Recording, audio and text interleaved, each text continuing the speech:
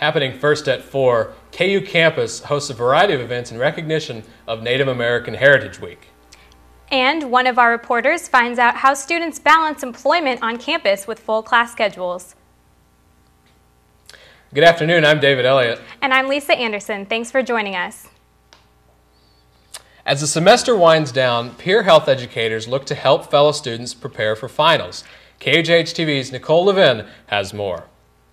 Peer health educators are offering students a study break every Tuesday night at Anschutz Library from 8 to 9 o'clock for the rest of the semester. PHE gave free water bottles, healthy snack bars, and brochures with a variety of study tips to the students. Ken Sarber and PHE are encouraging students to make healthy choices to enhance their studies. Stay away from the energy drinks, drink lots of water, have a healthier snack rather than going after candy bars or anything like that, which is going to make them burn out during their study time rather than having the energy to get through all of their academic needs. KU student Joseph Ramirez says that the snacks help him stay focused and alert while studying. I think that they should keep doing it because it's a good study break and you get a little hungry when you're doing homework, so it gives your brain a little bit of energy. In addition to making healthy choices, remember to get plenty of sleep. According to PHE, 8 hours of sleep each night will help students cope with exam stress and maintain healthy lifestyles. Nicole Levin, KUJH-TV News. KU announced yesterday Alan Black, a professor emeritus of urban planning, has established a $1.4 million commitment through KU Endowment. The gift will create the university's first professorship in urban planning. Black, a KU professor since 1981, specializes in transportation planning. Chancellor Bernadette Gray-Little said in a news release, Black's commitment is a milestone for the university's program. The underground food court may be a quick place for students to stop and grab a bite to eat, but for some it also means employment. KUJH-TV's Neam Gambir brings us the story. Students at the University of Kansas have the option to encompass themselves in on-campus jobs. The underground food court in Wesco Hall employs a vast majority of KU students who work there while in full swing of a day of classes. The underground's general manager, Jason Arnett, makes a clear statement about the juggle between work and school for student employees. What we tell students when they come to work for us is that school is more important than anything else. We want them to go and learn. Given Arnett's outlook on school as a top priority, one student voices his opinion of the balance between work at the underground and school. After working here for about 3 years, I learned how to balance school and work, and school always comes first. But it's really nice working at the underground because it's pretty convenient. Despite working as an employee at the underground for 3 years, Zach says he has built a connection with his place of work. Worked here for so long, it just almost feels like a second home because I'm almost here most of the time. But it's always nice having the option of grabbing food and knowing what I can get. The underground management team trains their employees who are students to put school first, and students like Zach follow and manage to stabilize the two well. Neam Gambir, KUJH-TV News. This month is Native American Heritage Month, and KU has numerous events and guest speakers in recognition. Lauren McClenny of Positive Community Norms spoke earlier today at Strong Hall. KUJH-TV's Zach Malley has more on the story. Wednesday afternoon in Strong Hall, Laura McClenny gave a presentation about restoring communities and ending health terrorism. McClenny has worked as a member of the Positive Community Norms Institute, an institute that deeply believes to be successful and make change, it must work with the community. McClenny specifically worked with the Navajo American Indians in New Mexico and focused on lowering the drug and alcohol use in the area by looking at the plus side. The whole model is about focusing on the positive things that are happening and the things that promote wellness. When looking at the long and slow process and numbers from the countless surveys given to Navajo American Indians, it points out a flaw with service and prevention work done all around the country. The main message from this model is that it's really time to transform the way we do human service work and definitely prevention work in communities, whether they're American Indian communities or not. After 5 years in the community, the group recorded an 8 to 10% change in the drug and alcohol use in the community, including drinking and driving. Zach Malley, KUJH-TV News. Coming up after the break, we'll find out why members of Governor Brownback's administration resigned Tuesday. And we'll check out the latest on a hurricane-type blizzard that hit Alaska early this morning. That and more when we return.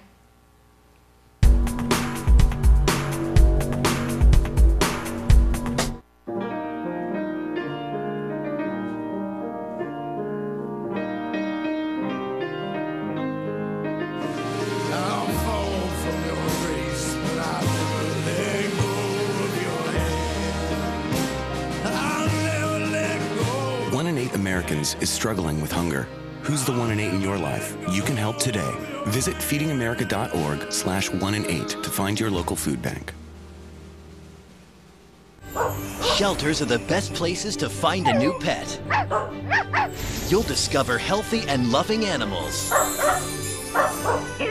just waiting to become a part of your family. Believe in the spirit of the season. Adopt your new buddy from a shelter today. Find out more at theshelterpetproject.org.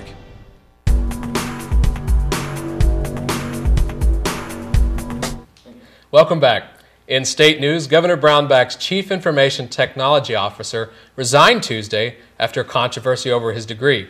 Jim Mann started his $150,000 paying job only last week, claiming to have a business administration degree from the University of Devonshire. But several reports about the validity of this school led to his resignation. Brownback conceded that his administration did not thoroughly review Mann's educational background. And a winter storm with hurricane-strength winds moved into Alaska early this morning. The Arctic storm brings not only blizzard conditions, but high seas and winds of up to 100 miles per hour as well. The National Weather Service called the storm a powerful and extremely dangerous storm of record or near-record magnitude. Frigid winds are currently ripping across the Bering Sea and could cause more damage than warm winds could. Low-lying and coastal areas may be in serious trouble. The wind chill was at negative 4.1 degrees Fahrenheit at 8 a.m. and the rate of ice assertion reached 15.6 inches this afternoon.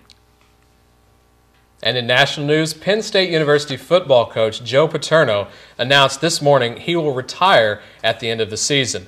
The resignation comes after pressure to quit following sex abuse case involving his former defense coordinator, Jerry Sandusky. In statements, Paterno expressed regret for not acting sooner after learning of the allegations, saying, "This is a tragedy. It is one of his great sorrows of my life. With the benefit of hindsight, I wish I had done more." He says he's devastated by the recent developments of the case and grieves for the victims and their families. The first accuser to publicly say Republican presidential hopeful Herman Cain sexually harassed her spoke to reporters today in Chicago.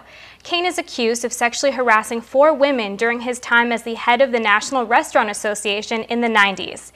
He says all the allegations are false and they won't stop him from running for the White House. In talking to reporters today, Sharon Bialek said she was glad to see that she was not the only woman allegedly affected. I'm so proud of the other lady for coming forward. You have no idea. My whole intention in this whole ordeal was to do just that, to make sure that there's a voice, and if I had to be the first one, so be it. You talked earlier, Lisa, about that winter storm hitting Alaska.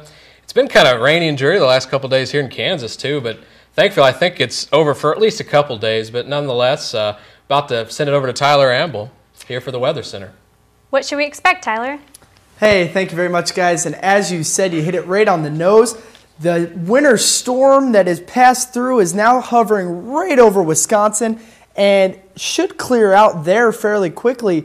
And we'll take a look at the rain-snow graph on that. Yeah, as you can see, this first line is what came through on Monday. And this line blob up here in Wisconsin is what came through on Tuesday morning.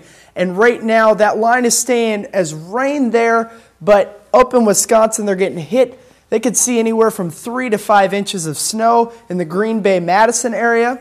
Back here, though, we have terrific conditions. As you see, that low pressure and that front will move right on out. We should see wonderful conditions, great fall-like conditions, as this high pressure over here will kind of just hover over us for the next 5 or 6 days even. As we could see going on to the next one, we take a look at Saturday's forecast for the football game, and it looks like temperatures are going to be absolutely wonderful. Maybe a light jacket, maybe some jeans, but other than that, the game should be terrific. Hopefully the offense kind of warms up a little bit too. And as we take a look at the 5-day forecast, like I said, those conditions are going to get better and better. Saturday, that's actually going to be partly cloudy, so we should see some sunshine as well as we hit fall temperatures now. Send it back to you guys. Thanks so much, Tyler. Great job. When we come back, We'll talk to Taylor Williamson at the sports desk. And he'll tell us which KU basketball player was back in the game last night. Stay with us.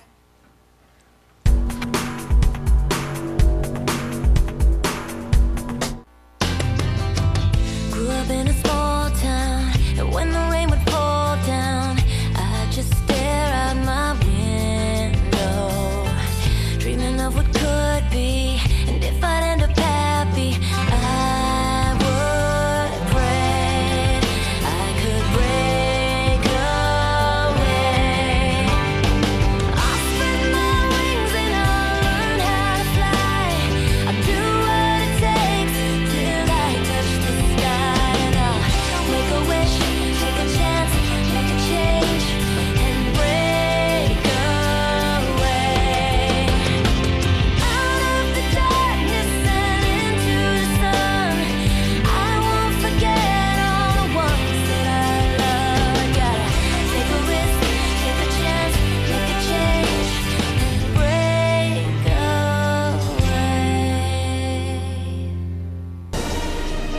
We can all be energy savers.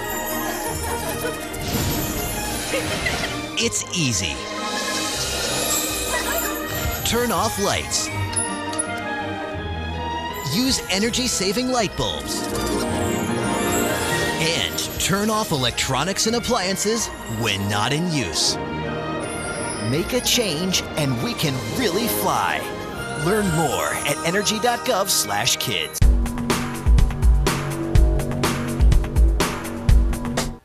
Welcome back, everybody. Thanks for sticking with us. Let's now head over to Taylor Williamson at the sports desk. Take it away, Taylor.